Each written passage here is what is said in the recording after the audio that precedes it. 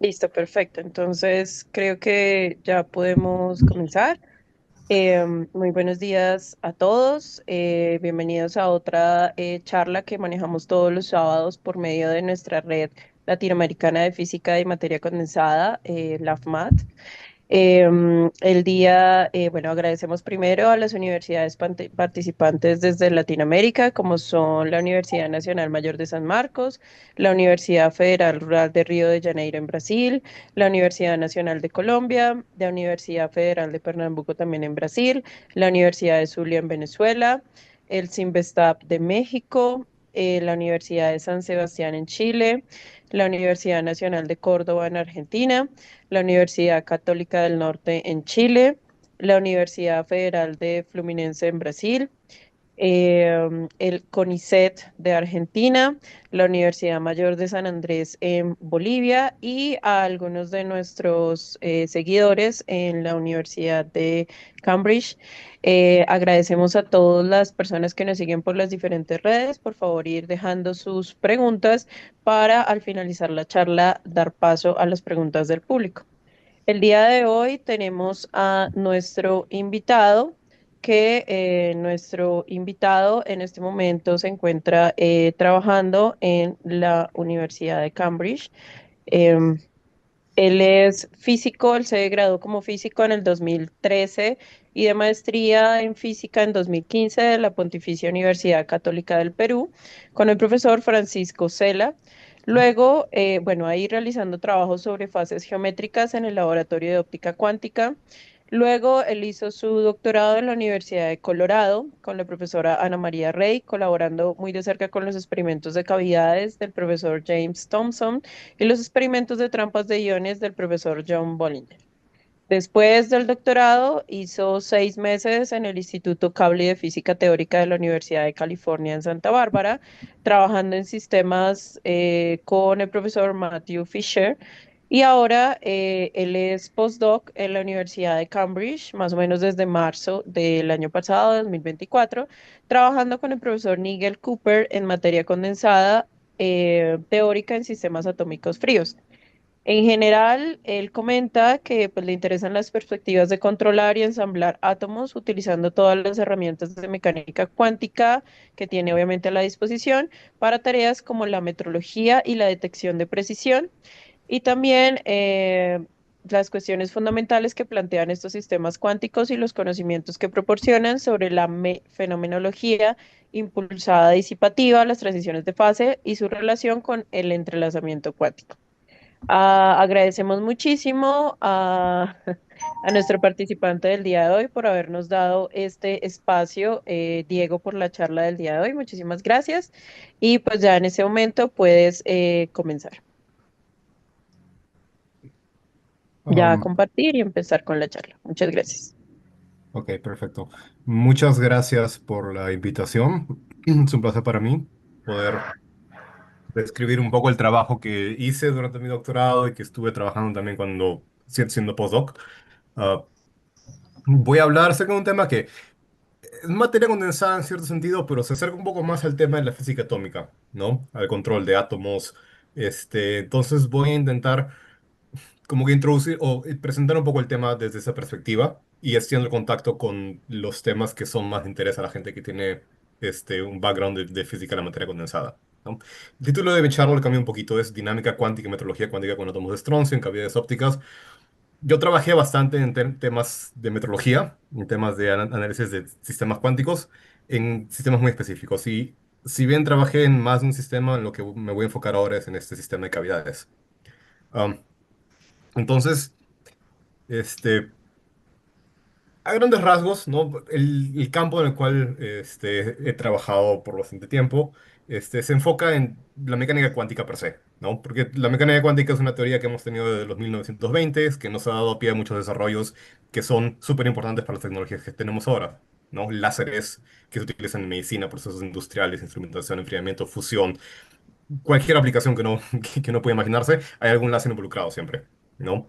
Pero también semiconductores para desarrollo de computadoras, desarrollo de otro tipo de láseres, celdas solares, etcétera.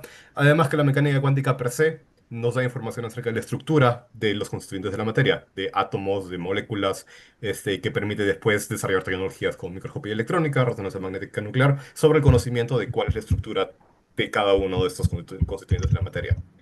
Pero hasta cierto punto esta es la mecánica cuántica dándonos información acerca de los sistemas mismos, pero una vez que tenemos ya, sabemos cuál es el sistema mecánico cuántico con el cual tenemos que trabajar, en muchos casos los análisis se reducen a aproximaciones semiclásicas, ok, tenemos un sistema mecánico cuántico, pero ahora vamos a hacer un montón de aproximaciones que de alguna manera tienen, que de alguna manera se reducen a lógica semiclásica, ¿no? Este, pero hay realmente muchas más cosas que se pueden hacer con nuestros sistemas.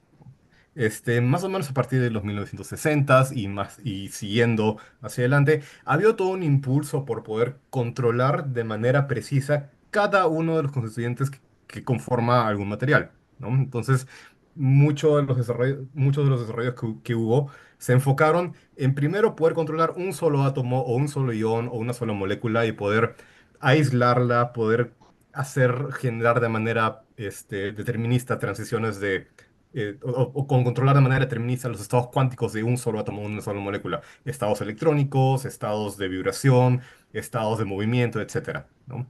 Y una vez que se logró hacer eso, porque es una cosa que ya se ha realizado hace bastante tiempo, ha habido todo un empuje para volver a construir los sistemas más complejos, pero ahora teniendo el control sobre cada uno de esos constituyentes, un control preciso sobre cada uno de esos constituyentes, ¿no? Ahora agarramos o se pueden agarrar átomos, moléculas, iones con piezas ópticas, ponerlos uno cerca del otro, ponerlos en arreglos específicos, en algún tipo de látiz, retícula que uno puede programar desde el comienzo. Eh, Algunos de estos son más complicados de controlar que otros. Moléculas, por su estructura, son mucho más complicadas de controlar. Átomos y iones ya se llevan controlando por bastante más tiempo. Y luego una vez que uno tiene control sobre cada uno de ellos, puede juntarlos, hacerlos interactuar de una manera que ya esté predeterminada por la naturaleza de estos átomos y moléculas. Ah, y no solamente los átomos y moléculas, sino que podemos controlar con precisión también las cosas que están alrededor de esos constituyentes de la materia. Por ejemplo, si uno tiene muchos átomos que de alguna manera interactúan y se forman un cristal, uno puede controlar los estados de movimiento que forman modos normales de vibración.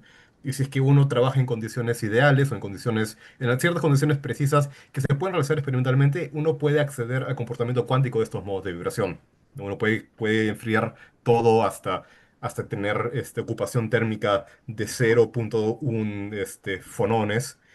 O en los sistemas con cavidades uno pone dos espejos, confina la luz y a temperaturas adecuadas, en condiciones adecuadas, también la luz se comienza a comportar de manera cuántica y podemos ver la granularidad de los fotones y además controlar de manera coherente los estados cuánticos de la luz, ¿no? Y mucho de esto, si bien fue investigado porque es interesante simplemente poder tener control sobre cada uno de los constituyentes cuánticos de la materia, hay muchas razones prácticas por las cuales es importante tener este tipo de control, ¿no? Uno de los nombres que suena bastante es el nombre de la simulación cuántica, en donde tenemos estos componentes, ¿no? Átomos, moléculas, etcétera, que tienen leyes de interacción predeterminadas por la manera en la cual están distribuidos sus electrones, etcétera, pero que podemos ensamblar de distintas maneras para poder, de alguna manera, simular sistemas físicos que ocurren en otros ámbitos de la física. Hablemos de física nuclear, hablemos de materiales en situaciones muy complicadas, hablemos quizás de procesos estelares, en donde las ecuaciones de evolución siguen siendo las mismas, si bien las condiciones son distintas, ¿no? Entonces, si bien no son los mismos sistemas físicos, hay, digamos, como que una traducción entre, por ejemplo, temperaturas de cierta cantidad de grados Kelvin en estos sistemas, no sé, estelares, etcétera, que corresponden a una cierta condición física en estos sistemas atómicos, ¿no? Entonces, uno puede comenzar a jugar con estos sistemas atómicos para simular de manera analógica lo que ocurre estos otros sistemas físicos. Y una de las promesas que se hizo en los años 2000 y que sigue siendo una promesa que ha seguido sin ser cumplida, que es un santo grial a cierto punto en el tema, es la simulación del modelo de Hubbard con fermiones, ¿no? Que supuestamente en algunas variantes modela de manera, o es un modelo de superconductores a alta temperatura. Como digo, es una promesa que se hizo, es una promesa que no ha sido cumplida porque las temperaturas a las cuales tienen que llegar esos sistemas atómicos tienen que ser muy bajas, pero es un problema en el cual la gente sigue trabajando y se han hecho avances notables en los últimos años.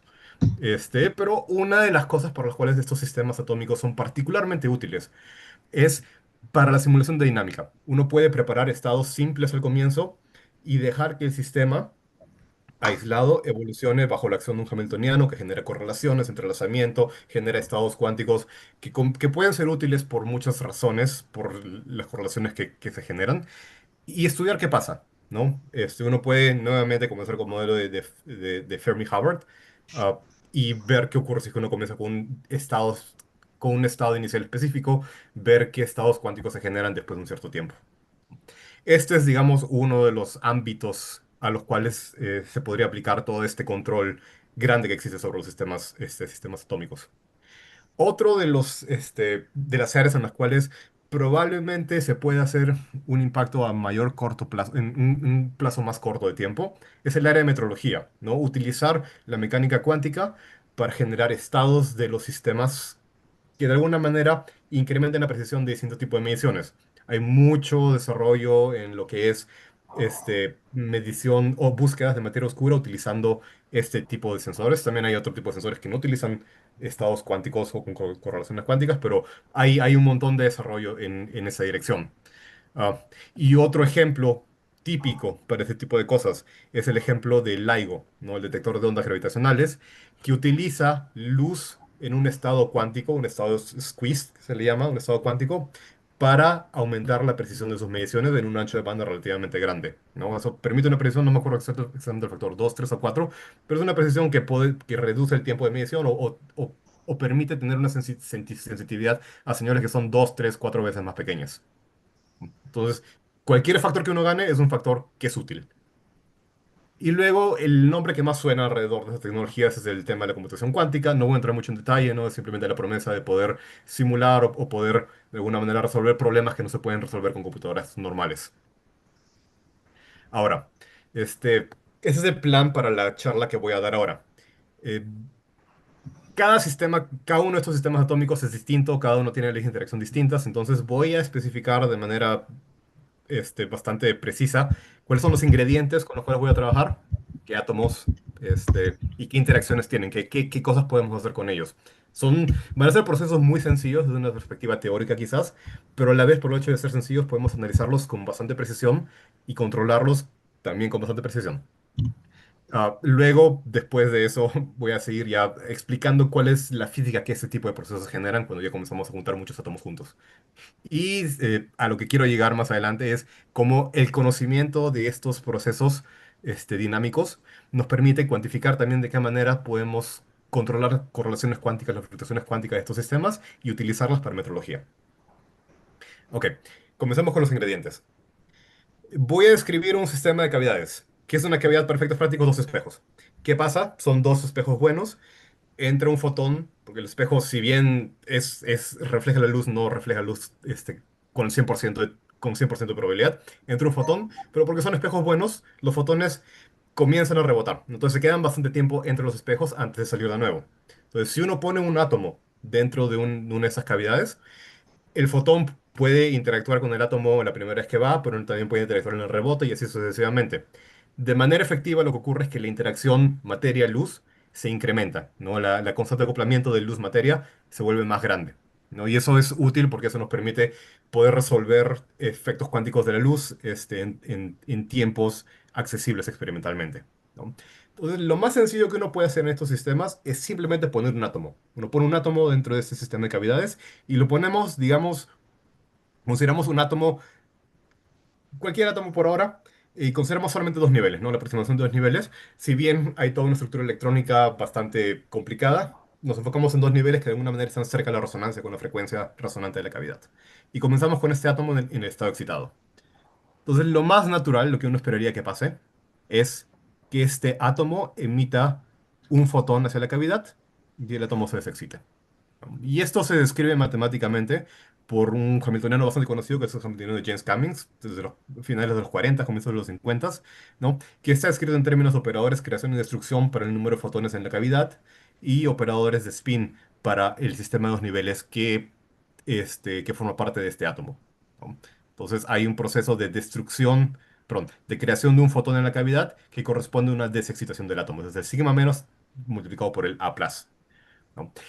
Lo que es importante acerca de esto es que esto describe un proceso coherente, lo que significa que uno puede volver a reabsorber este fotón y el átomo puede volver a excitarse. Entonces uno puede estar en este juego de uno emite un fotón en la cavidad y este fotón es reabsorbido por el átomo, y eso es lo que da origen a lo que se llaman las oscilaciones de Rabi del vacío. Ahora consideramos qué pasa si ponemos dos átomos.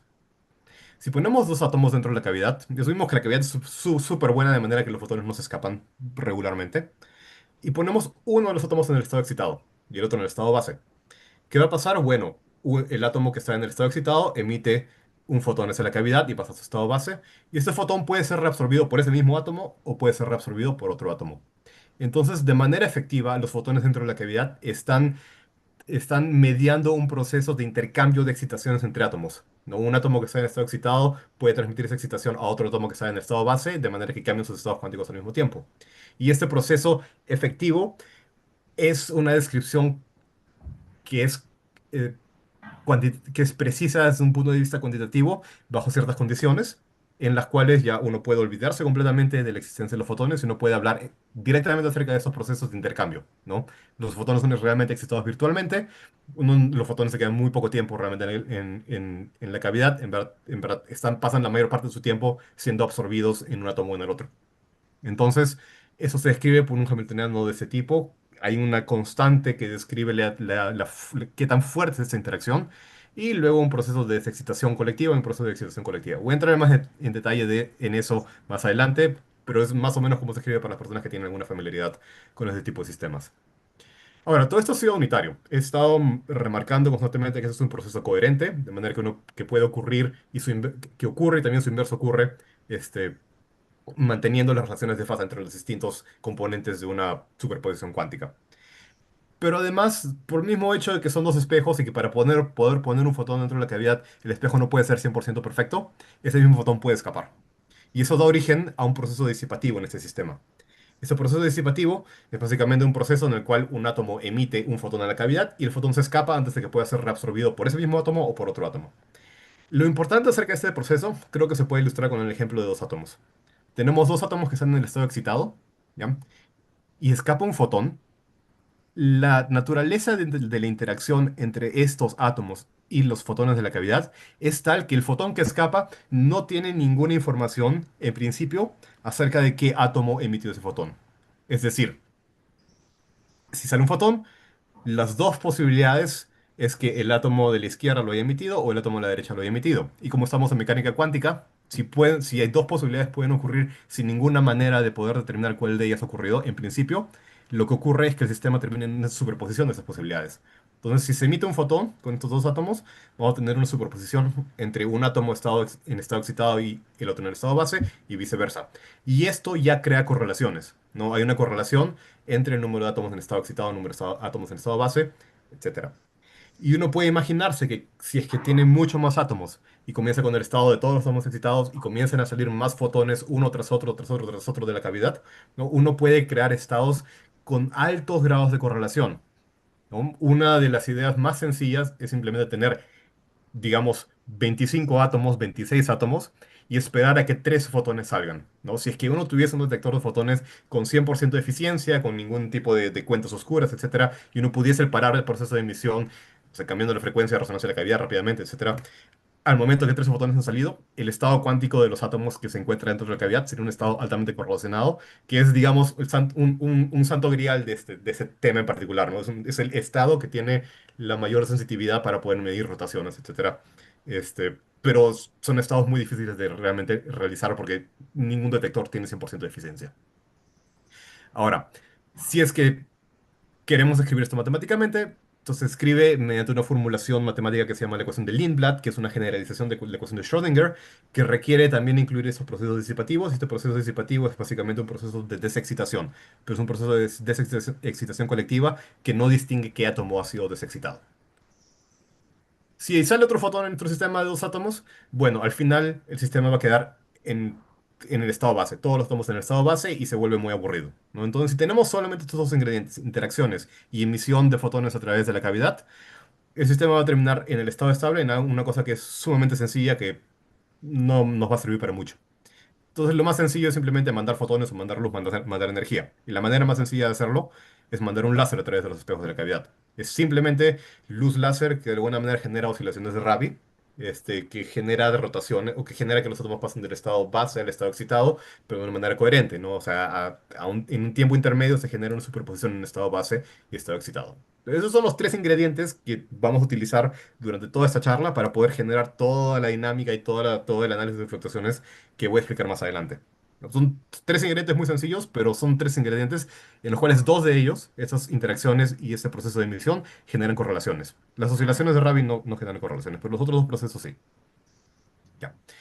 Y para hacer este análisis más gráfico, en este campo es muy útil construir una cosa que se llama un pseudospin colectivo. Nosotros estamos familiarizados con los sistemas de dos niveles, en los cuales hay un vector de Bloch, y este vector de Bloch tiene componentes de spin sigma menos, que corresponde justamente a la transición del estado excitado al estado base, ¿no? Lo que vamos a construir ahora es una especie de vector de Bloch colectivo, en donde sumamos todos los mini vectores de Bloch de cada uno de los átomos, ¿no? Para construir un vector de Bloch total de todo el sistema. Y así como hay el S menos, hay el SZ, que corresponde justamente a la inversión total del sistema, ¿no? Número de átomos en el estado excitado menos número de átomos en el estado base dividido por 2.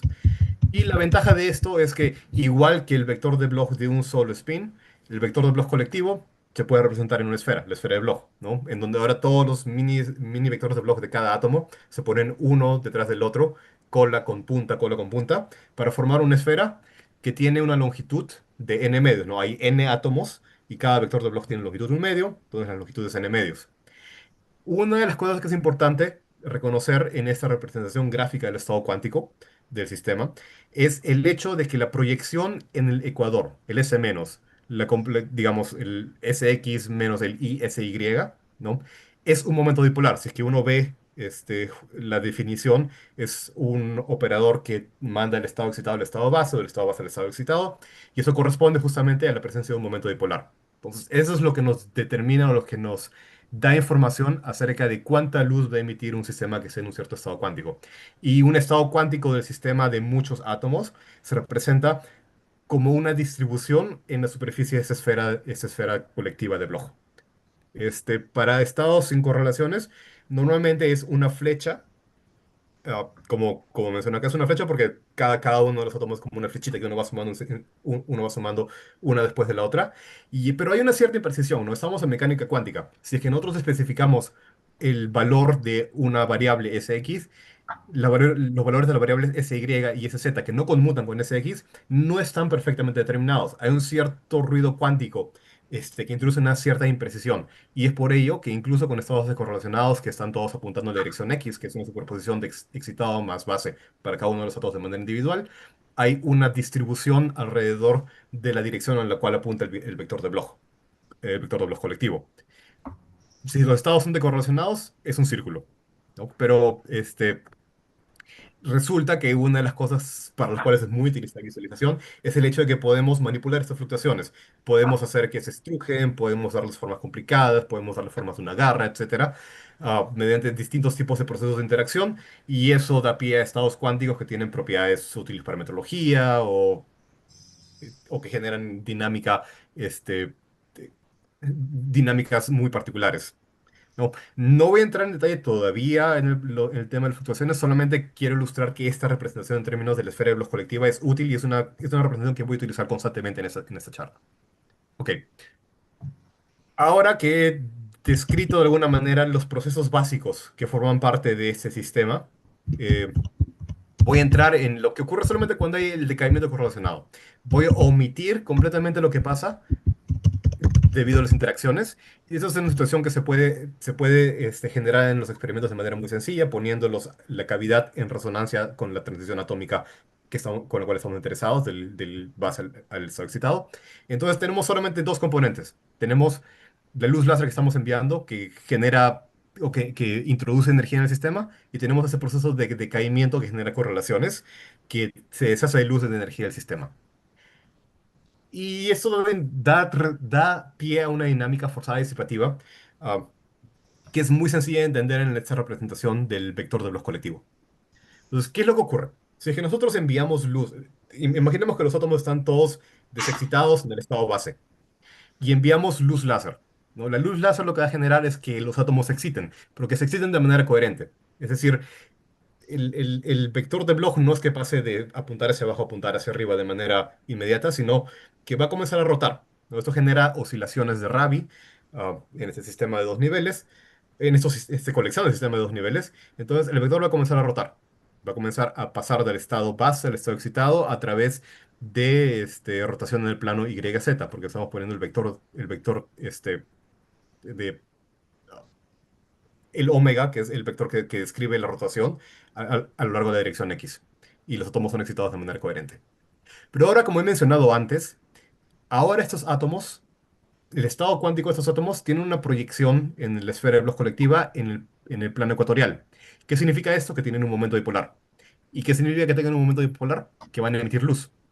Y las propiedades de la luz que emiten estos átomos son tales que intentan cancelar la luz que ha sido puesta dentro de la cavidad por el láser que hemos enviado, ¿no? Entonces, hay dos cosas que ocurren dentro de la cavidad. Hay luz debida al láser que nosotros controlamos con intensidad omega. Bueno, no intensidad omega, con cierta intensidad que determina una cierta frecuencia de Rabi dentro de la cavidad. Y a la vez, aparte de eso, los átomos están emitiendo luz en la dirección opuesta que intenta cancelar esta rotación que genera el láser que estamos enviando. Y en condiciones ideales, uno puede llegar a un estado estable, en donde estas dos fuentes de luz se cancelen porque es un proceso coherente. Se pueden cancelar de manera coherente mediante interferencia destructiva, de tal manera que el efecto final es que, uno, no hay luz en la cavidad, y dos, los átomos tienen un grado de excitación finito. No están apuntando en el polo sur de la esfera de Bloch colectiva, están apuntando a un cierto ángulo, aunque no haya luz. Y lo que esto significa es que bueno, que vamos a llegar a un estado estable, medio complicado, pero es una cosa que voy a mostrar después, que es lo que ven los experimentos. Ahora, una cosa importante acerca de esto es el hecho de que el momento dipolar de los átomos está acotado, ¿no? El mayor momento dipolar que pueden tener estos átomos es cuando este vector de Bloch colectivo está en el plano ecuatorial, porque entonces tiene mayor proyección en el plano ecuatorial y emite más luz hacia la cavidad. Lo que eso significa es que hay un cierto valor de intensidad de luz que nosotros podemos enviar, tal que no vamos a poder cancelar la luz que se genera dentro de la cavidad, porque la luz que generan los átomos por sí mismos no puede cancelar el valor que se ha generado dentro de la cavidad. Y lo que eso significa es que en vez de tener un estado polarizado, en donde teníamos en el estado estable, ¿no? Los átomos apuntan en una cierta dirección de la esfera de Bloch colectiva, correspondiendo a un estado de excitación finita y nada en la cavidad, ahora vamos a llegar a una situación en la cual no hay posible equilibrio, ¿no? Porque estamos poniendo demasiada luz en la cavidad y no podemos cancelarla. Y lo que esto genera, por lo menos en tiempos cortos, es un tipo de oscilación no lineal, pero muy similar a esas oscilaciones Rabi. Los átomos en la esfera de Bloch están solamente rotando del polo norte al polo sur, polo norte al polo sur, polo norte al polo sur, ¿no? Ahora, en tiempos muy grandes uno llega a un estado estable debido a que los procesos de emisión de luz generan ruido estocástico, etcétera, y se genera un ensemble de trayectorias, pero esos tiempos no se pueden acceder experimentalmente normalmente. Lo que se puede ver en los experimentos son estas rotaciones, ¿no? Uno pasa a un estado en donde el sistema no tiene luz en la cavidad y el estado de los átomos es tal que tiene un grado de excitación finita, a un estado en el cual la cavidad se llena de luz porque ya no hay posible cancelación y los átomos comienzan a rotar como locos, ¿no? Am, ahora, ah, perdón.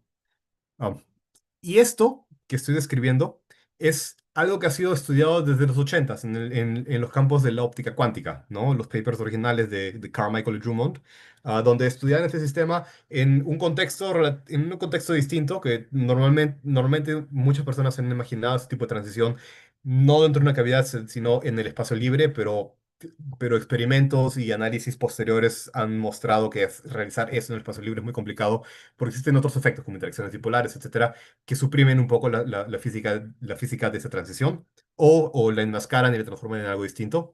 Pero en una cavidad esto sí se puede hacer de manera mucho más limpia, ¿no? Y para aquellos que de alguna manera tengan algún tipo de noción de cuál es el formalismo matemático que se utiliza para ese tipo describir este tipo de sistemas, esa es la ecuación del IMLA que se utiliza, ¿no? Un hamiltoniano, que es el láser que estamos enviando, y el proceso de emisión de luz afuera de la cavidad. Y han habido muchos artículos que estudian este sistema bajo condiciones distintas, que intentan analizar las propiedades dinámicas, que intentan analizar las propiedades de las fluctuaciones, que intentan analizar si es que puede utilizarse para algún tema de metrología, si es que qué tipo de transición de fase es, porque no es una transición, parece una transición de fase de segundo orden, pero no hay ningún parámetro de orden que que vaya de cero a un valor finito. Hay un montón de preguntas acerca de este sistema tan sencillo que han sido respondidas a lo largo de los años, a tal punto que si bien los artículos originales comenzaron en los 80s, todavía hay artículos saliendo en estos días acerca de este sistema, ¿no? Y como mencioné, el contexto de una cavidad es el contexto en el cual es mucho más sencillo implementar este, esta física, o por lo menos los ingredientes más sencillos de esta física. Y eso es lo que se hizo en el laboratorio del profesor James Thompson el año pasado, ¿no? Es un artículo relativamente reciente que ha sido publicado recién este año. Y el trabajo fue hecho básicamente, bueno, no solamente por él, pero la persona que está encargada de Eric Song, que era un estudiante, es un estudiante de doctorado del profesor James Thompson, en donde hicieron el experimento tal como lo he descrito. Uno comienza con todos los átomos, en este caso átomos de estroncio, dentro de una cavidad óptica y uno emite luz láser. Los átomos comienzan en el estado base, emite luz láser con una cierta intensidad y comienza a mapear cuál es el estado de excitación, que esa es la proyección en la dirección Z, número de átomos excitados menos número de átomos en estado base. Ah, uno comienza a mapear cuál es el grado de excitación de los átomos en el estado estable como función de la intensidad de la luz que uno envía hacia la cavidad, ¿no? Por medio del láser, ¿no? Y de manera correlacionada con esto, uno puede medir la luz transmitida a través de la cavidad, ¿no? Y como mencioné antes, para valores de esta frecuencia Rabi omega menores que la frecuencia crítica, no va a haber luz dentro de la cavidad. Y eso significa que si no hay luz dentro de la cavidad, no puede escapar luz de la cavidad por el otro lado. Y es lo que se ve claramente acá. No hay nada de luz transmitida a través de la cavidad. Y en el momento en el cual uno llega al punto en el cual los átomos están, o el vector de Bloch colectivo está en el ecuador, de manera que no hay proyección Z del spin, es el momento en el cual comienza a llenarse la cavidad con fotones y los átomos comienzan a rotar bien rápido. Esa rotación, lamentablemente, es muy rápida para los sistemas electrónicos que están presentes en el laboratorio, entonces uno no puede ver la rotación, pero sí puede ver que los átomos comienzan a hacer cosas que ya son complicadas de describir o que involucran mucho más procesos físicos que no hemos tomado en cuenta, ¿no? Pero en el caso de la transmisión a través de la cavidad, sí se ve claramente que hay un cambio drástico en el comportamiento del sistema cuando uno llega a este valor crítico de la frecuencia de Rabi. Ahora, ¿por qué utilizamos átomos de estroncio? Bueno, la estructura electrónica, bueno, la razón por la cual utilizamos los átomos de estroncio es porque su estructura electrónica tiene una particularidad, y es que hay transiciones que son muy, muy débiles, ¿no? Normalmente cuando uno tiene un sistema atómico con una transición electrónica dipolar permitida, las constantes de decaimiento de emisión espontánea hacia el espacio libre están en el orden de los megahertz. Y esta emisión espontánea es emisión no hacia la cavidad, es emisión en cualquier otra dirección. Son fotones que se escapan y que destruyen de alguna manera las correlaciones que existen dentro del sistema, porque esos fotones sí llevan consigo información de qué átomo lo ha emitido, ¿no? La dirección, de emisión, de alguna manera los patrones de emisión, etcétera, pueden dar algo de información. Si es que uno tuviese un detector perfecto que cubre un ángulo sólido de 4pi, ¿no? Y la cuestión es que estos átomos de estroncio, en general los átomos los átomos alcalino terros tienen esa particularidad que tienen estas transiciones extremadamente débiles. Tan débiles que esta tasa de emisión espontánea es del orden de los kilohertz. 7,5 kilohertz corresponde a 20 microsegundos. En comparación, la tasa a la cual escapan los fotones de esta cavidad es 1 microsegundo. Lo que significa que hay una separación de escalas, ¿no? Es una separación de un factor de 20, no es un factor de 10 a la 3, pero es de todas maneras una separación de escalas que permite observar de manera bastante limpia la física que he descrito en las diapositivas previas, sin tener que tomar en cuenta cuáles son los efectos de la emisión espontánea. Porque lo que ocurre con la emisión espontánea es que cambia la naturaleza de la transición. Y esto es lo que se puede ver en el gráfico a la derecha. Nuevamente es la proyección Z del spin, o sea, el grado de excitación del sistema. Pero esta vez, ¿qué pasa si es que dejamos o esperamos, si es que antes de hacer la medición, esperamos por un tiempo determinado, dejamos que el sistema se establezca en su estado estable después de un tiempo determinado? La primera curva que corresponde con lo que, le he mostrado, lo que he mostrado antes es después de un tiempo de 10 microsegundos, que en comparación es más largo en comparación con el tiempo que demora un fotón salir a través de la cavidad, pero más corto que el tiempo que le demora un fotón escaparse hacia el espacio libre. Y uno puede ver acá claramente que en esos tiempos uno tiene una transición que parece continua y conforme uno va esperando más tiempo hasta que llega a 300 microsegundos, donde ya el sistema se ha equilibrado también con respecto al proceso de emisión espontánea, ya la transición se vuelve una transición discontinua. Es un proceso de biestabilidad óptica, etcétera, pero es una cosa sobre la cual podemos hacer teoría y podemos mapear de manera bastante precisa. No hay muchos parámetros libres, ¿no? En este sistema.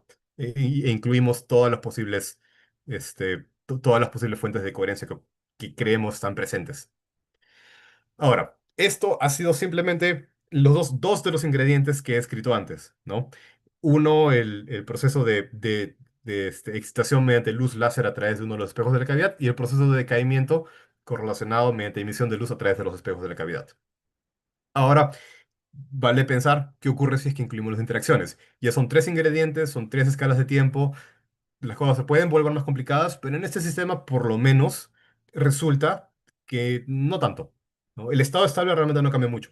Se renormalizan de alguna manera las intensidades de luz necesarias o las frecuencias de Rabi que se tienen que enviar, o la frecuencia de Rabi que se tienen que establecer dentro de la cavidad para poder pasar del estado polarizado que hemos visto antes al estado donde uno genera oscilaciones continuas, ah, por un factor que depende de qué tan grandes son las interacciones. Pero fuera de eso, el estado estable no cambia mucho. Lo que sí cambia bastante es la dinámica, ¿no? Abre toda una región de parámetros en donde ya hay una diferencia con respecto al sistema anterior, ¿no? Y acá estoy hablando acerca de qué ocurre si es que inicializamos el sistema con todos los átomos excitados. Eso también depende bastante de las condiciones iniciales, pero consideremos simplemente por simplicidad que todos los átomos comienzan desexcitados porque es lo más sencillo es lo más sencillo de preparar experimentalmente, en verdad. Ah, ¿Y qué hay en esa región que se ha abierto en este diagrama de fase? Bueno, es una región de metastabilidad en donde pueden ocurrir dos cosas, ¿no?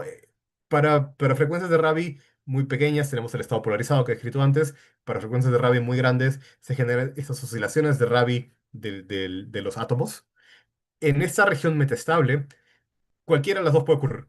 ¿Y cuál de esas dos ocurre? Depende de las condiciones iniciales. Si es que uno comienza con una cierta condición inicial, puede terminar haciendo oscilaciones continuas. Y si es que uno comienza con otra condición inicial, puede terminar en el estado estable que es similar al estado polarizado, ¿no?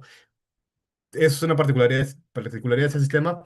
ah, que sería interesante explorar, pero no, lamentablemente esta particularidad del sistema no se podía hacer, pero lo que sí se ha explorado experimentalmente es qué ocurre cuando toda la dinámica del sistema es coherente. O sea, es que uno asume que este gamma, que describe el proceso de decaimiento o de emisión de luz a través de los espejos, es muy pequeño en comparación de la fuerza de las interacciones y de la frecuencia Rabi que se genera dentro de la cavidad. ¿No? Y eso es lo que fue explorado nuevamente en el laboratorio James Thompson, esta vez por un postdoc Juan Muniz. Ah, y esto es más acerca de qué ocurre con la dinámica. En la dinámica hay dos posibles comportamientos, ¿no? Para frecuencias de Rabi muy grandes, establecidas dentro de la cavidad, se generan oscilaciones de Rabi en los átomos, o estas oscilaciones cuasi de Rabi. Para frecuencias de Rabi más pequeñas, debido a las interacciones, se generan oscilaciones confinadas. ¿A qué me refiero con eso? Que si los átomos comienzan apuntando en el polo sur de la esfera de Bloch colectiva, las oscilaciones que se generan nunca salen del hemisferio sur, ¿no? Hay una especie de prohibición de que estas oscilaciones vayan más allá del ecuador. Y la particularidad acerca de esa transición es que en el momento en el cual uno llega a este punto de transición, las oscilaciones que antes estaban confinadas al hemisferio sur, ahora llegan hasta el polo norte. No solamente que pasan en el hemisferio norte, sino que ahora pueden seguir hasta el polo norte. Y físicamente lo que ocurre es que esas interacciones generan un proceso de detuning en donde generan una diferencia de frecuencia efectiva entre el láser y la cavidad que depende del estado del sistema, ¿no? Este detuning es más grande cuando los átomos están apuntando hacia el polo sur o polo norte, que es en donde se curvan las cosas, pero cuando uno está en el ecuador, el detuning es más pequeño, entonces uno puede seguir rotando. ¿no? En el momento en el cual uno cruza el ecuador, puede seguir rotando hacia arriba, porque el D-tuning sigue siendo bastante pequeño. Y eso es lo que se ve experimentalmente, nuevamente, en el grado de excitación de los átomos. Uno ve que para frecuencias, esta frecuencia de Rabi pequeña, los átomos se generan oscilaciones el grado de excitación de los átomos que son pequeñas y confinadas en el hemisferio sur. Conforme uno va incrementándolas, uno puede aproximarse al ecuador y para frecuencias de Rabi mucho más grandes, ya los átomos comienzan a rotar del polo sur al polo norte, del polo sur al polo norte, claro, con procesos de coherencia adicionales que reducen el contraste de esas oscilaciones. Pero uno puede hacer un mapeo nuevamente el grado de excitación versus la intensidad de esta frecuencia o el tamaño de esta frecuencia de Rabi y hacer modelos teóricos que describan los experimentos, las complicaciones experimentales que existen, como acoplamientos inhomogéneos entre la cavidad y los átomos, procesos de destrucción de coherencia adicionales, etcétera. Y considerando todas esas complicaciones experimentales, aún hay un buen ajuste entre la curva experimental y la curva teórica. Ok. ah, Más allá de esto, uno puede seguir explorando esos sistemas. He hablado solamente de lo que ocurre con esos dos niveles. Pero si es que uno comienza a trabajar en regímenes en donde los fotones dentro de la cavidad tengan una dinámica propia, ¿no? Hasta ahorita han sido simplemente mediadores de qué es lo que ocurre entre los átomos dentro de la cavidad. Pero si los fotones comienzan a tener dinámica propia, comienzan a revivir de cierto modo, ya uno puede acceder a caos. Y es caos en un sistema en donde hay fluctuaciones cuánticas. Entonces uno puede comenzar a estudiar cuáles son el efecto de las fluctuaciones cuánticas en estos sistemas caóticos. Además, si es que uno está dispuesto a irse más allá de trabajar con dos niveles de los átomos, uno puede trabajar con tres niveles, cuatro niveles, hay láseres para poder trabajar con distintas estructuras electrónicas, uno puede comenzar a simular la dinámica de sistemas más complicados. Uno de las investigaciones que se han hecho recientemente es simular la dinámica de sistemas del modelo BCS de la superconductividad, ¿no? Es que ocurre dinámicamente en estos sistemas superconductores en una escala de tiempo en donde no han ocurrido todavía los procesos de destrucción de los pair breaking procesos de destrucción de pares, entonces hay todavía bastante coherencia en el parámetro de orden del sistema, que es el Gauss superconductor, ¿no? Y es difícil de observar en sistemas de materia condensada. Acá, de alguna manera, eso es una simulación de qué es lo que podría ocurrir, ¿no? Y poder ver de qué manera se correlacionan con lo que uno observa en los sistemas reales, ¿no? Y uno puede seguir trabajando con eso. Ahora, eso quizás es una de las partes que a mí me gustan más de todo este tipo de sistemas, que es el tema de las fluctuaciones cuánticas, ¿no? Hasta ahorita lo que he estado describiendo hasta cierto punto es clásico en cierto sentido, ¿no? Porque necesitamos mecánica cuántica para poder describir la estructura atómica de estos átomos de estroncio y el hecho que tienen niveles de energía. Pero una vez que especificamos que trabajamos con dos niveles y que estamos trabajando con un sistema colectivo, ¿no? Podemos imaginarlo simplemente como una flecha en la esfera de Bloch, ¿no? Hasta ahorita no he hablado de las fluctuaciones encima de esta flecha, pero hasta ahorita ha sido una descripción bastante clásica. Entonces, lo que ahora voy a describir es qué ocurre con la distribución encima de esta flecha. Y para eso voy a regresar al sistema sin interacciones. Ya el sistema sin interacciones tiene un montón de cosas que pueden ser útiles per se. Son solamente dos ingredientes. Solamente luz láser hace una cavidad y una cavidad suficientemente buena para que ocurra ese proceso de caimiento con correlaciones. Y vamos a ver qué ocurre cuando nos acercamos a la transición de fase, al punto de transición de fase. Porque como se ve en estas representaciones gráficas de la esfera de Bloch, ¿no? Con esta esfera de Rabi dentro de la cavidad es pequeña, la distribución es relativamente circular, ¿no? No parece que hubiese muchas correlaciones, pero conforme nos vamos acercando y conforme el vector de Bloch va acercándose cada vez más al ecuador, ¿no? Estas correlaciones parece que están generando una especie de estrujamiento de esa distribución, es lo que se conoce como squeezing. Y esto es importante por muchas razones. Uno, squeezing en estos sistemas es una certificación de entrelazamiento. Un cierto grado de squeezing certifica que hay un cierto número de átomos entrelazados. Un squeezing de 1/100 corresponde a- demuestra que hay entrelazamiento genuino de multipartículas de 100 partículas. Hay unas desigualdades que cuantifican ese tipo de relación entre squeezing y entrelazamiento. Y la segunda razón por la cual es importante eso es útil, ¿no?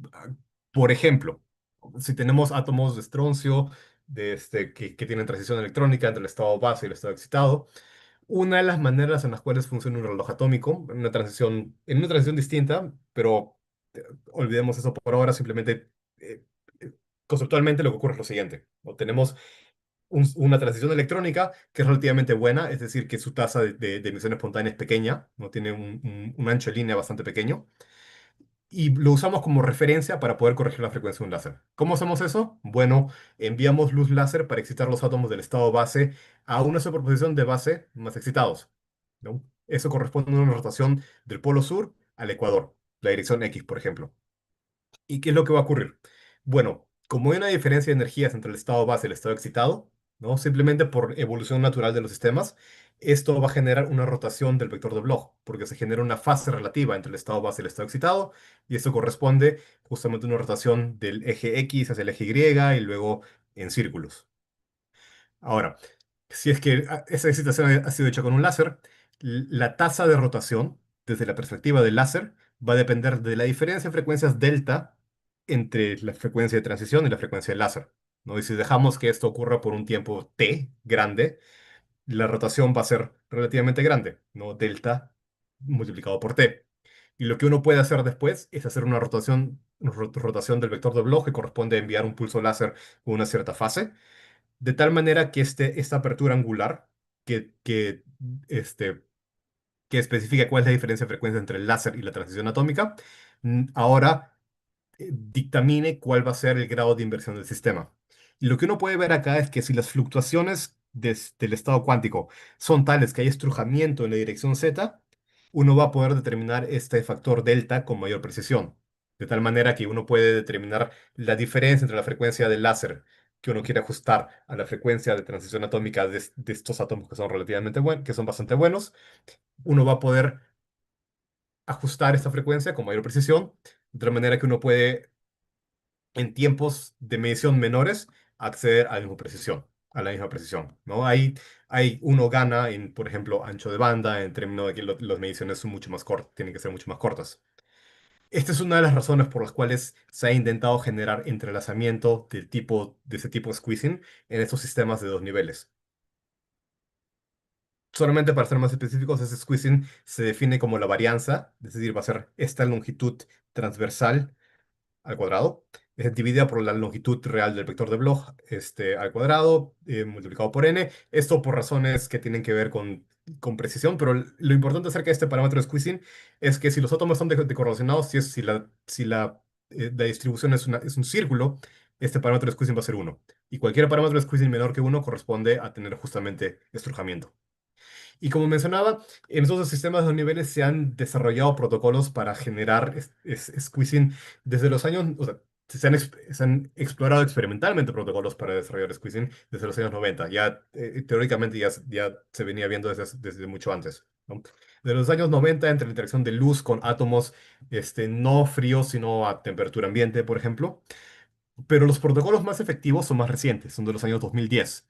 Y en estos protocolos que fueron desarrollados en el grupo de Blatt and Buletich en el MIT, ah, por Monica Schwarzschild y Ian LeHou, y que han sido utilizados para ser perfeccionados más adelante en otros grupos, se ha llegado hasta 20 decibeles de reducción de ruido cuántico. ¿Qué significa 20 decibeles? Significa un factor de 100 en reducción.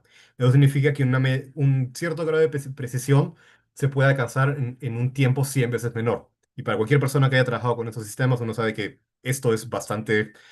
Uno no quiere quedarse en un laboratorio midiendo por días o teniendo que hacer relevos con personas para poder obtener una buena precisión, sí que puede reducirla simplemente utilizando estos estados cuánticos.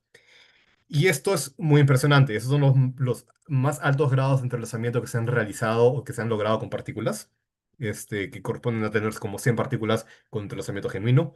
El problema para tema de metrología es que ocurre en átomos que no son tan útiles para metrología. O sea, pueden ser útiles para metrología de tiempo, por ejemplo. Se han hecho en átomos con rubidio 87, um, en donde hay transiciones hiperfinas, en las cuales uno puede utilizarlo para, por ejemplo, esto se podría ser utilizar para uh, medir la constante gravitacional o medir fases inducidas por gravitación, este, pero no para la medición de tiempo, ¿no? Que requiere transiciones electrónicas.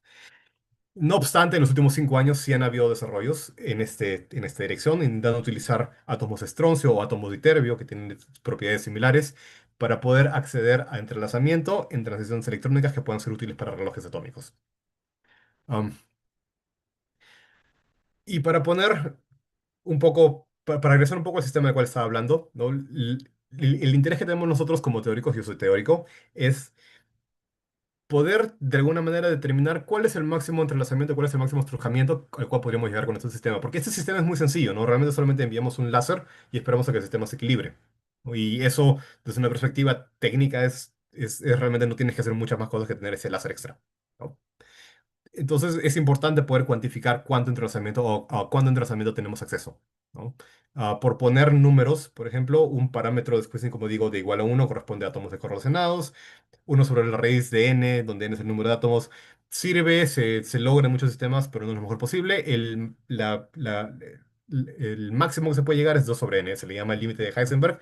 Pero los estados que generan esta cantidad, que tienen esta cantidad de entrelazamiento, que generan este squeezing, suelen ser estados frágiles, ¿no? Estados tales que si uno pierde uno de los átomos, se pierden las correlaciones. Entonces, hay como que una especie de trade-off entre cuánto uno puede controlar y cuánto uno puede, y qué tan frágiles son los estados y qué tan útiles son para metrología. En nuestro sistema en particular, si es que nosotros trabajáramos con teoría de campo medio y dejáramos que n se vuelva infinito, en principio, eso predice que el squeezing llega a cero, ¿no? O sea, que uno tiene precisión perfecta. En realidad tenemos un número finito de átomos en el sistema, solamente podemos poner 10.000, 100.000, 300.000 átomos en este sistema, y eso significa que en verdad va a haber un mínimo o va a haber un óptimo de squeeze en el cual se puede llegar, ¿no? Y como teóricos, parte de lo que queríamos hacer es calcular cuál es esta cantidad, ¿no? Y en nuestro sistema, básicamente la física, lo que está ocurriendo es que hay una mezcla entre este estado que tiene correlaciones progresivamente más grandes conforme nos acercamos a la transición de fase versus un estado que no tiene casi nada de correlaciones cuando estamos rotando y luego hay ruido, etcétera, y hay complicaciones, ¿no? Hay ese estado altamente correlacionado más algo de basura, ¿no? Entonces, tenemos que hacer como que un juego de buscar en qué punto aprovechamos aprovechamos en la mayor medida las grandes correlaciones de ese estado, este, este estado correlacionado y no dejamos que interfieran mucho las correlaciones espurias de este estado pocamente correlacionado. Y el sistema es no gaussiano, uno puede hacer simulaciones numéricas, am, pero felizmente en el sistema es suficientemente sencillo de que se puede calcular analíticamente. Este sistema es sencillo, uno puede llegar a un squeezing que va como 1/n al factor de un tercio. Está bien, no es lo mejor que se puede hacer. Y además hay ese es un protocolo en particular, ¿no? Es simplemente una manera en la cual podemos generar entrelazamiento. Hay otras maneras en las cuales uno puede generar entrelazamiento. Los experimentos que he descrito antes generan entrelazamiento de otras maneras, ¿no? Pero eso es como algo que se puede explorar y a lo mejor en ciertas condiciones mejorar. Ah, Además, hay complicaciones con esto. He estado hablando acerca de trabajar cerca de un punto de transición de fase, pero cerca de transiciones de fase, las escalas de tiempo suelen volverse mucho más largas, ¿no? O sea, uno de los puntos negativos de un protocolo como tal para generar fluctuaciones cuánticas útiles es que demoraría mucho tiempo llegar al estado en el cual se generan esas fluctuaciones cuánticas. Otro de las complicaciones es el hecho de que hay que de alguna manera elegir la cantidad de luz que uno envía a la cavidad con bastante precisión, porque es una curva bastante sensible a cuánta luz estamos enviando, ¿no? Podemos perder mucho de este squeezing si es que no elegimos de manera adecuada esta frecuencia de Rabi. Pero hay cosas que se pueden hacer para paliar este efecto, ¿no? Por ejemplo, si es que uno comienza a medir la luz que sale de la cavidad, ¿no? Porque siempre está saliendo luz. O sea, este es un proceso intrínsecamente disipativo, siempre hay luz saliendo de la cavidad, y esta luz siempre lleva información acerca del sistema físico con el cual está interactuando, en este caso los átomos. Si es que nosotros somos ingeniosos y medimos correctamente esta luz, es decir, medimos no cualquier cosa, sino tenemos que elegir la cantidad, tenemos que elegir la variable correcta a medir, que suele ser una cuadratura de la luz, podemos acelerar este proceso de producción de entrelazamiento. Por ejemplo, ¿no? Si trabajamos en el punto de transición de fase, este, y no medimos la luz, no se genera entrelazamiento porque demora tiempo infinito. Pero si medimos la luz que sale de la cavidad, podemos acceder a este entrelazamiento y llegar factor de 1/n a la un tercio rápidamente, ¿no? Hay juegos que se pueden hacer y hay más cosas que pueden, hay más, digamos, perillas que se pueden manipular si es que estamos dispuestos a utilizar más láseres y utilizar más niveles, ¿no? Muchos de los protocolos de generación de entrelazamiento de squeezing utilizan 2, 3, 4 niveles. Am, bueno, esto ha sido todo lo que quería presentar por ahora, que es digamos como que un overview de los temas que he desarrollado durante mi doctorado y parte de mi postdoc, y que creo que están relacionados a un tema que a mí me parece muy interesante y que me parece que es bastante este, importante en este momento, que es el utilizar la mecánica cuántica y específicamente las correlaciones cuánticas y el entrelazamiento para tareas que sean útiles desde un punto de vista práctico, ¿no? Algo que mejore el estado del arte de alguna medición o de algún tipo o del desarrollo de la solución de algún tipo de problema, ¿no? Con eso, muchas gracias. En resumen, básicamente hemos explorado una transición de fase. Es una transición de fase que se le llama superradiante, utilizando el control de esos átomos de estroncio dentro de una cavidad. Em, Mencioné de manera relativamente breve, el hecho de que podemos sintonizar entre una transición de fase de segundo orden y una transición de fase de primer orden en la medida en la cual nos restringamos a escalas de tiempo que involucren la emisión espontánea o no. Y las preguntas que quedan para el futuro es, para empezar, si es posible medir esa redistribución de fluctuaciones cuánticas en este sistema en particular, ¿no? Hemos hecho los experimentos, bueno, los experimentos han sido hechos buscando solamente la dinámica del campo medio, pero medir las fluctuaciones cuánticas requiere, desde el punto de vista técnico, es mucho más complicado, ¿no? Uno requiere medir señales más pequeñas para poder medir con precisión si es que el ruido que uno está viendo son fluctuaciones reducidas o no, ¿no? Y lo otro es la posibilidad de repetir ese experimento con otro tipo de transiciones que son aún más relevantes para metrología, como es la transición reloj de del Strong 87, ¿no? Que tiene un ancho de línea, corresponde a un tiempo de vida del estado excitado de 100 segundos, más o menos, ¿no? O sea, es súper, súper, súper, este, súper angosto y que puede utilizarse también para hacer láseres con anchos de línea de milihertz. Ah, Esto ha sido todo. Muchas gracias. Estas son las personas con las cuales he colaborado para este proyecto, que fue mi asesor de doctorado, Ana María Rey, Anjun, Jeremy, David y Edwin, que contribuyeron a muchas de las discusiones y a las simulaciones también. James, Eric y Dylan, que implementaron estos resultados en sus experimentos. Muchas gracias.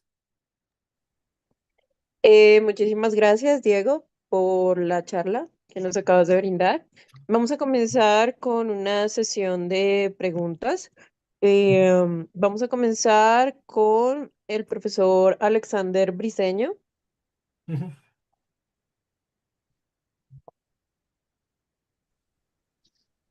Buenos días a todos y a todas. Eh, No, si nos no regalas, por tuve una favor, buena cámara conexión y stop. me perdí mucho en la presentación. Por ahora ujú. no tengo preguntas. Vale, muchísimas gracias, profesor Alexander. También nos comenta el profesor Arturo Martínez que no tiene preguntas y lo mismo el profesor Felipe Mondaca. Vamos a ir directamente con el profesor Henry Moncada. Ok,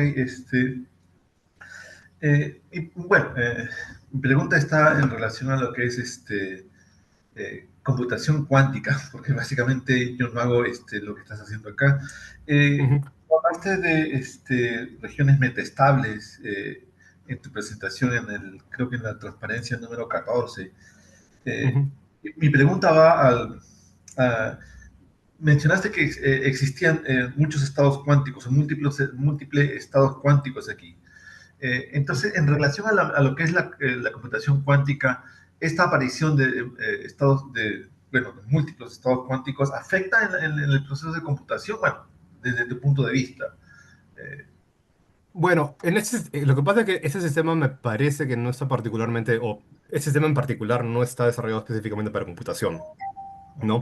Para computación uno necesita tener procesos que puedan generar estados cuánticos En cierto sentido, con mayores correlaciones, ¿no? Y eso es mucho, eso está más que nada en este momento siendo investigado en esos sistemas de átomos Rydberg o átomos o iones, o círculos superconductores.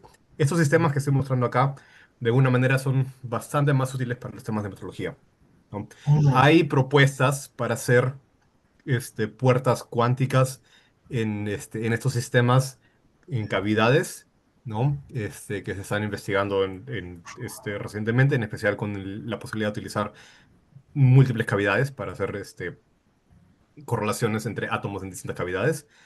Ah, pero en ese caso se utilizan otro tipo de procesos dinámicos, ¿no? O se simplifican para que no hayan esos procesos de metastabilidad.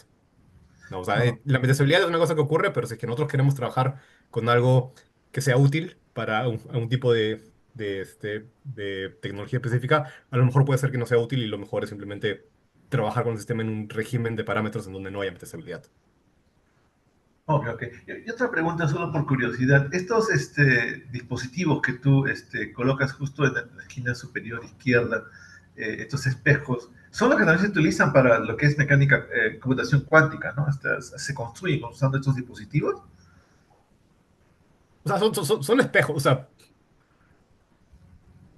Bueno, ah, luego con respecto a entender la maquinaria necesaria para la computación cuántica, es digamos. que depende, ¿no? Porque lo que pasa es que hay muchas arquitecturas, muchas plataformas para la computación cuántica, ¿no?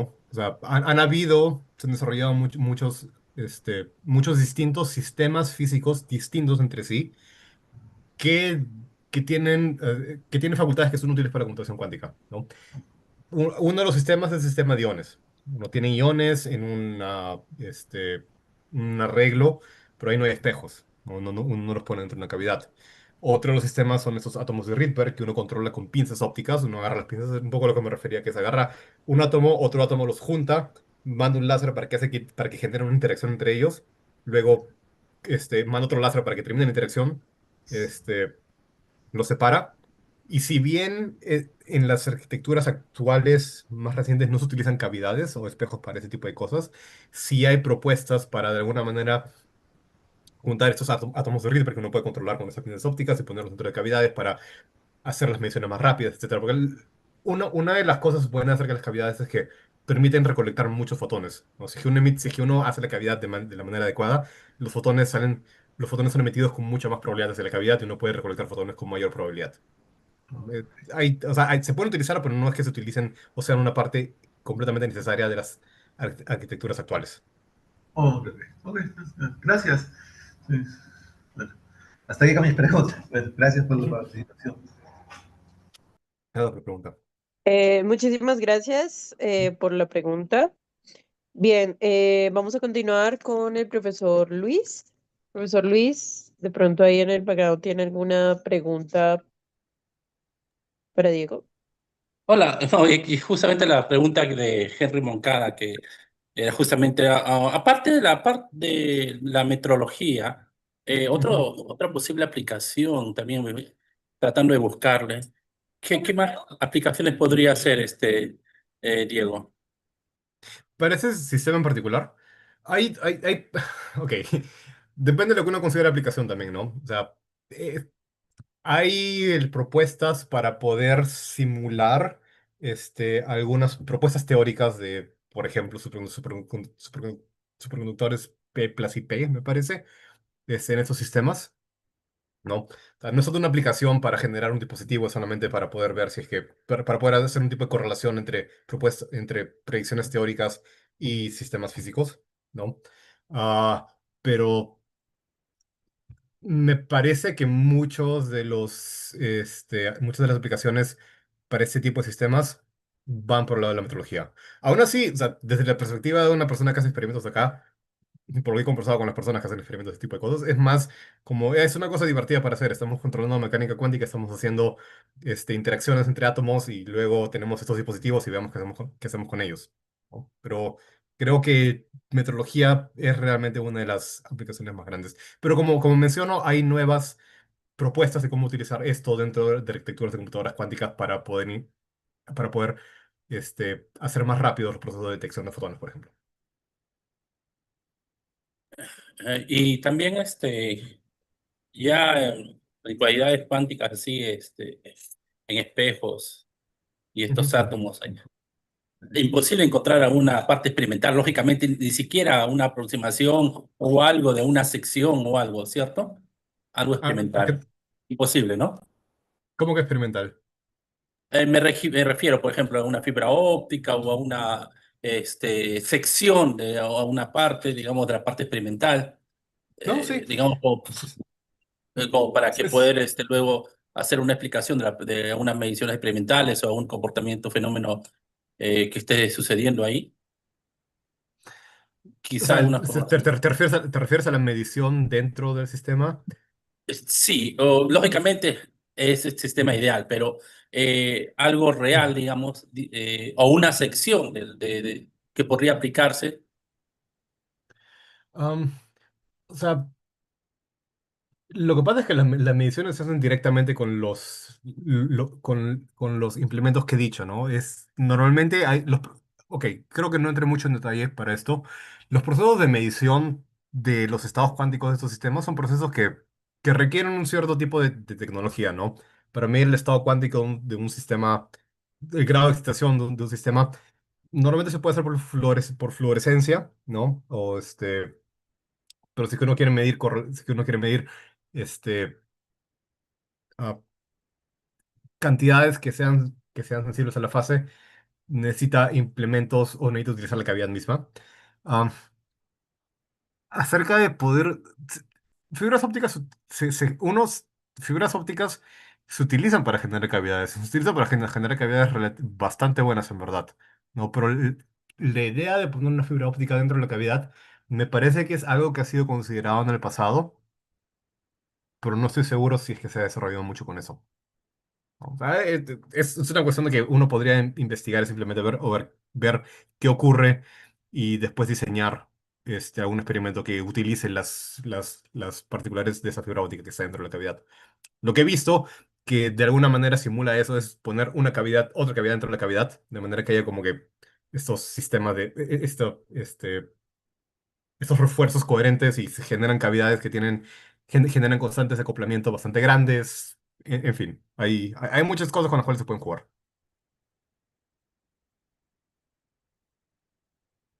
Ahí está mute.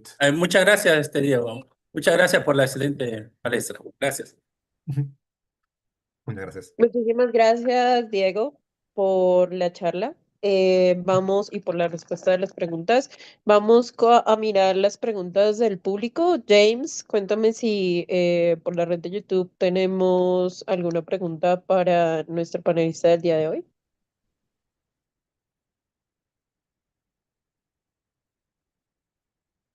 Oh, gracias, Jimena. Doctor Diego, no tenemos preguntas por parte del público. Saludos por Ok. la presentación del día de hoy.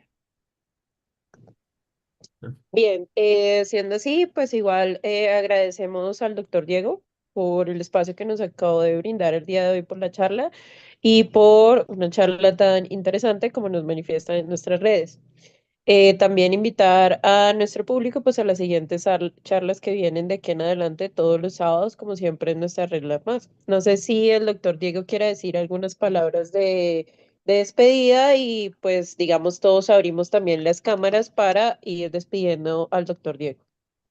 Muchas gracias. Ha sido una oportunidad bastante placentera, ¿no? De conectar con otros investigadores trabajando en temas relativamente similares, aunque como digo, yo estoy un poco más en el área de física atómica, pero este, hay tantas cosas para hacer en el área de materia condensada. Claro que sí, muchísimas gracias Diego. Nos despedimos todos del doctor Diego y nos veremos nuevamente dentro de 8 días en otra charla de nuestra red. Hasta luego a todos. Muchas gracias.